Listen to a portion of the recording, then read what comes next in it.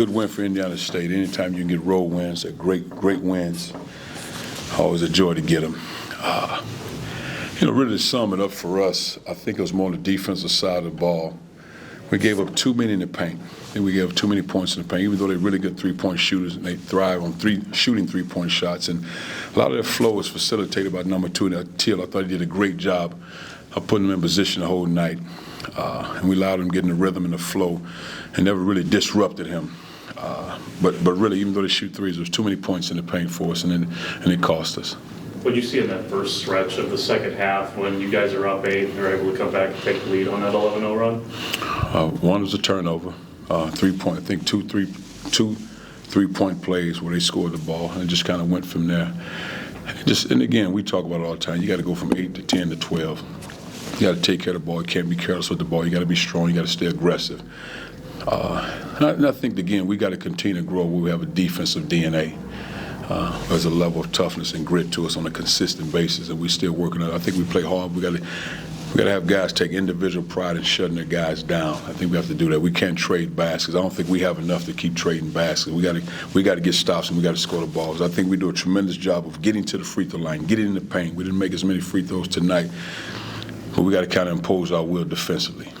It seemed like in that second half they became the aggressors when we've been used to seeing you guys in that role. I agree with that. I'm not sure why, but we have to stay locked in. We got to stay tough. And the one thing I say to our guys, that you can't get discouraged. And it's kind of like Steph Curry when he can be 0 for 7, all of a sudden he makes a big 3. And it changes the game. It demoralizes you, put your head down. It's just a shot, 3 points, keep playing. And they made a couple of timely threes. Long rebound, shot clock down to get the ball, 3-point shot. You have to continue to stay the course and play the game because it's a 40-minute game. But I thought we did enough to continue to fight. Just couldn't get a rhythm of flow. And we got to find a way. I guess I got to find a way to continue to help our bigs when Mike's out to give us production some kind of way. You guys rallied to take a 1-point lead a couple of times.